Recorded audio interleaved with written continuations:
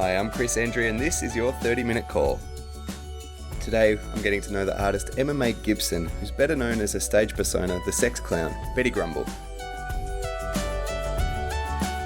I've seen you perform for many years and... Many years. Yeah, and... Lucky me. No, yeah, that's my line. No, the thing that's kind of struck me across the time of watching you perform is that it takes a tremendous amount of energy and presence to do that, to do the type of performance that you do. And I thought the most obvious place to start with, unraveling who you are and what it is that you do is why do you do the shows that you do? Yeah, why do I do the shows I do in the way that I do them? Because it was an instinctual way to embody my rage energy and my love energy and fun energy, and I just started using my body and mashing things together in a way that would make me laugh or tickled me. I don't think that I set out. I mean, I was definitely very much inspired by people that have gone before me, the realms of performance art and theatre and rock and roll and drag and strip and all those converging, coalescing little things that I feel like I belong to and pay respect to. But I just am following my instinct, if there is such a thing. It's like talking about what inspires you. So everything. So it's the same thing, the line of what, inspires you is the same as, what you're trying to put out there. Is that fair to say? Yeah, if it's a circuit of energy, it's I'm going to take in energy and then feed it back out into the multiverse in a particular way. Things that are turning me on, go into my body and my mind, my creative spirit, and I whir them around, and then they flow back out in a particular way. I feel like I've honed in on a particular grumble language that is my own, or a rhythm. So I feel like I've established a world for her, a language for her and I. But yeah, I think I also, what I do and the way I do it is plugged into a trickster energy that I really connect with. Trickster, naughtiness, the sex clown lineage has been strong inspiration too. Yeah, I'm glad to say sex clown, because sex clown is not a term that I hear used anywhere else. Is it one that you came up with to describe your own performance? No, it's it existed before me, and there are other sex clowns. They may not describe themselves as such, but a sex clown is just someone who wants to liberate their body. I mean, as soon as you say sex clown, people go, there's a sense, it makes sense as two words together. And you can get an idea of what that may be, and there's a big history of vulgarity goddesses in mythology, and a sex clown, especially if it's in a femme body, is deeply feminist and deeply sex positive, and all those things are things that I desire to stimulate. Glitter Supernova is a sex clown. She's a living legend. I'd say Iggy Pop is a kind of a sex clown. Friends of mine are, big clown of sex clowns. A sex clown is somebody who wants to, or sex clowning. So I want to liberate my body, simultaneously celebrating it, and kind of laughing and fucking back at a world that tells us there's only one way of being. And, or a sex clown will also engage in an unshaming dance, whatever that looks like or feels like. I guess, the clown typically is a thing where you're taking one element of a persona or something and you're sort of stylizing it and just playing with just that. You said at the start that you're responding with your playful energy and your angry energy and your fun, but where where's the line between that and yourself? You know, how do you take care of yourself through that? I'm still figuring that out. I'm in the to borrow from a really amazing, probably fellow sex clown, Guillermo Gomez Pena, who does like radical performance art. This Chicano performance artist. He's like, you're working from the wound. And like, I feel like that's where I am. And, you know, I am deliberately vulnerable, autobiographical. People are like, you put Betty on and off. Like, no, she's an amplified part of me, and it's more complex and contradictory than me putting a thing on and becoming it, and then I leave it behind. She's my sister, she's my lover, she's my imaginary friend, and also she no longer belongs to me. She belongs to everybody in the room. And how do I protect myself? Sometimes performance is refueling station, and sometimes it will leave you depleted. And the more I go deeper into, like, I've dedicated my whole life to this doing, the more I'm becoming aware of protecting my energy, myself, like myself, who I am, who I don't show to anybody else, even though I show like an audience the deepest parts of myself and like all of my body pretty much. Yeah, I mean, like you do things in your show that against the center of society are like extraordinarily vulnerable. Yeah. So how do you then manage to, like you said, you know, you take off the wig and you wash off the face makeup, but you know, how do you then make sure that you have enough space in your life to keep those parts of you? Like when you're on the road, like you're performing all the time. Yeah. So like, do you sort of consciously structure your time to nurture those parts of you that you do keep from the rest of us? Yes. I have ritual around my own self-care, and sometimes I'm really good at it and sometimes I am not, and sometimes it looks like partying and sometimes it looks like being antisocial. You know, the dance floor, big respect for that as a healing place. Nature, I worship nature. I'm an ecosexual. I power up by colliding with other bodies through intimacy. And it's shifting and changing, especially recently. I've had a few kind of attacks on my personal space, especially because we live in this strange, like, if you're an artist now and you so choose to interact with social media, which can be a socialist act but often feels capitalistic, and you know, like I'm whoring myself, which is fine, it's got, you know, the sacred whore, but like capitalistic whoring to these interfaces that don't seem quite right and are rife with censorship. And then on top of that, people can interact with you in really brutal ways. Like 90% of it is gorgeousness, and then such strangeness. We're so nicely programmed to only remember the really difficult and unpleasant interactions. Yeah. Well, yeah.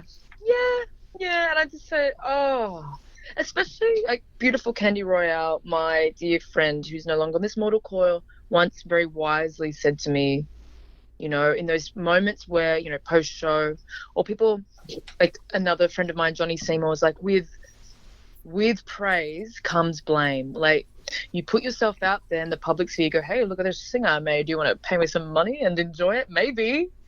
Please, praise, but also blame can come. Like, it's inevitable that you are going to be criticized, and like to monitor, you like to protect your deepest self, like, because your work is so close to who you are, but then you cannot take on people's pain as it is projected onto you. And Candy Royale used to say, you just need to chant to yourself, it's their pain, not mine. And that's been really useful recently. But people are sticky. People's energy can be really sticky. And if you're an empath and you believe in like the temporary community of the room we're all in and rubbing up against people, it's like, how do you like, I can understand why when I've met some of my heroes of rock and roll, they've been like, fuck off. Yeah.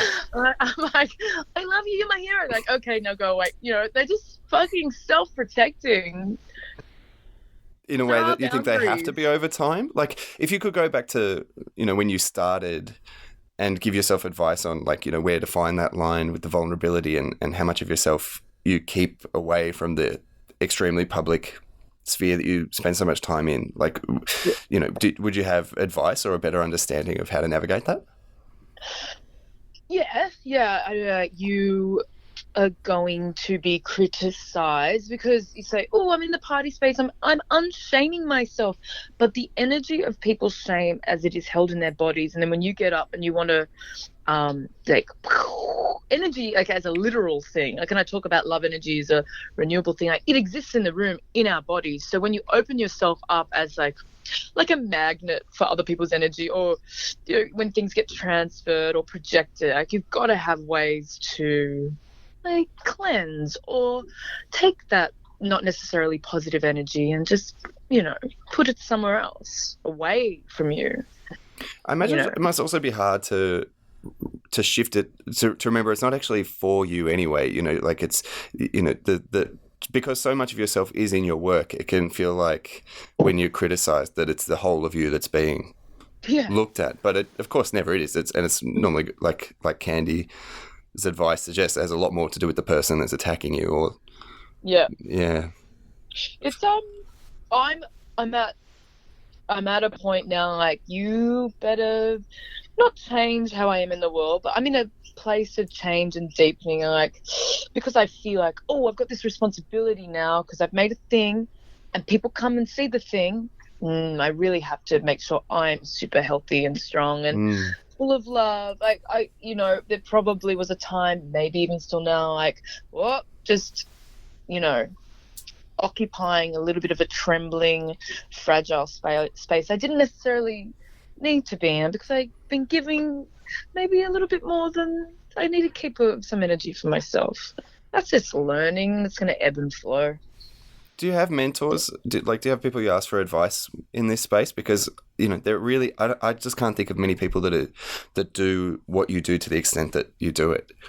Yeah, I do. I'm very lucky. I amazingly met one of my art heroes, Annie Sprinkle, who lives in Santa Cruz, San Francisco, and met her and gone and been with her and stayed at her house. And I email her and she emails me back, and they are wonderful, long, thoughtful, intelligent emails. And what she's done with her body and her energy as a, sex goddess, performance artist, sex positive hero is profound. And yeah, I can ask her all those strange questions, be onto her like, oh, I'm dealing with this I can really feel how conservative this place is. And she'll be like, oh, Betty, like, we're in the pendulum swing of sex panic. Like, you could have all these amazing answers because she's lived it. And that's wonderful. It's wonderful. I'm really lucky. And I've just started engaging in some mentorship program where I'm the mentor, which is how I feel like, and I'm like, I can be, no, I've got advice to give. Who are you mentoring? Of course you have advice to give. Yeah. Oh, I'm mentoring this amazing artist, Sharon Frost, who's currently going to put a work on at Pact, it's called Hydraulic Fucking. It's about fracking and Mother Earth rising up and speaking back to the fracker, the fucker. It's really incredible. And then there's Pippin. They're visceral. It's really good. And then there's Salmonet and Pippin, who are doing Melbourne Fringe stuff. And yeah, other performance artists. Yeah, other performance artists. Yeah, who are occupying a space of queerness and political, pushbackery, and yeah, I'm finding that really, really motivating me as well. When it's like, people are inspiring. Yeah. Always the advice you always hear is, the best way to learn stuff is to teach it. And, I feel like, I don't know, I sort of view the arts generally as like you're learning things and then sharing them in compelling ways. And so, of course you're already a teacher in everything that you do. So it makes sense that you would resonate with that. Do you find that you're drawn to other performance artists? Because I find that if I hadn't encountered the label sex clown, which I hadn't when I first saw you, I first saw you actually on a burlesque lineup, and it didn't quite make sense to me. But I find that you still get classified, by people sort of are wrung out from the work that you do as burlesque, a dancer, you're in comedy festivals. Do these different crafts, how do you reckon with those? Yeah, I just wanted to explain why I laughed. Because I owe a lot to burlesque. I owe a lot to the burlesque scene because it was a wonderful place where people can get up and be in their body. I'm going to show you my fucking body. Like, that's great about it. It's a great community of weirdos who want to get up and do glamour spells. The unshaming game. Yeah, unshaming game. And, it's where I do a lot of experimenting. And, I used to be like, oh, don't call me that. Oh, don't call me that. But I'm very happy to exist in coexist within lots of genres of things. So I think inherently what I do is performance art, but I must say it's a theatre show. It's got burlesque drag. It's a mashup. It's a genre mash. I don't know. I've just tried to become less obsessed with how people try and describe me and welcome in that if it's difficult to describe something, it's probably a good thing. Yeah, a sign you're singing with your own voice. Yeah, but burlesque, the word burlesque literally means to burlesque something is to send something up. Yeah, so right. It comes from the Italian word burlesco. So that's right in the vein of clowning. Clowny, yeah. Interesting. Well, because you do all these things that at a fringe festival or at a comedy festival or even just touring around doing your own shows in theatres, you're doing things that most of those audiences don't normally get to see. Are you conscious of offering those types of things when you write your future shows? Because I understand you're working on something now. Do you do you feel like you have to be up against those lines? Is that where the point of tension is for you? I'm drawing on my ability, like my cross-genre abilities. Like and I think it's kind of funny. I'm like, I'm going to use all my skills now. I'm going to do a high kick and sing a song now, do a tap dance now. Like, I enjoy the collision of lots of different things, and I do find it inherently funny to kind of titillate and ask what is like low and high art and who belongs where, and ask our bodies to be like liberated in whatever space that we're in. The idea that there are rules. I don't know. I love all of the ceremony of theatre. I go to the theatre, but also that because that is so sacred. You can then fuck with it in wonderful ways, and then therein I think magic can happen, and the clown does that. The clown likes to take things that are sacred and make them profane, and profane things become sacred things. Oh, I love there's a line in your show Love and Anger where I can't remember exactly what it is, but you're talking about, I guess, the degradation of the world, and maybe you're nude or something, and you say it's funny what people consider indecent or offensive or something. Whatever. What's the line? Yeah, it's amazing what people think is indecent. Oh, so good. Yeah, wonderful. Yeah, it is incredible. I could kind of stop and go like, wow, it's really wild that we've kind of evolved, if you could say that, to become these strange puritanical societies. What? It's about control. And I think if I can be a little, if I can lance the boil of control a little bit, remind us that we are, like, our bodies are wonderful. Fuck being ashamed of them. Yeah. Do you find that you leave behind you a wake of people responding positively to that, saying, I used to, worry about X with my body, or I used to be so afraid of, nudity or sex acts or whatever it is? Do you get lots of positive feedback about that? Yeah, lots of women talking about wonderful things, because I do those pussy prints, like wonderful things, like women running up to me like, I did my own in my own blood. Like, it's so good. Oh, that's wonderful. Yeah, it'd be a little contagion of self-love, and I also get lovely interactions with men. Like, oh, thank you. I had a beautiful interaction with a man recently. He said, oh, I really wish my mother could have seen this show, because I witnessed her being so self-controlling, and there's the way that shame rippled through her, and I think this really would have inspired her. Like, the audiences are so, people are up for it. That's the other thing, when people are like, yeah, we will never give Betty Grumble arts funding because she is simply so crass. So people won't book her because no one will come. Like, no, it's all kinds of people are up. And we come from, especially Australia. Australia has a rich history of like naughty, satirical, clown-like people testing our taboo. Do you think uniquely? I just want to think about that. I think Australia does have a really unique sense of humour and sense of rebellion in performance and art practice. I do.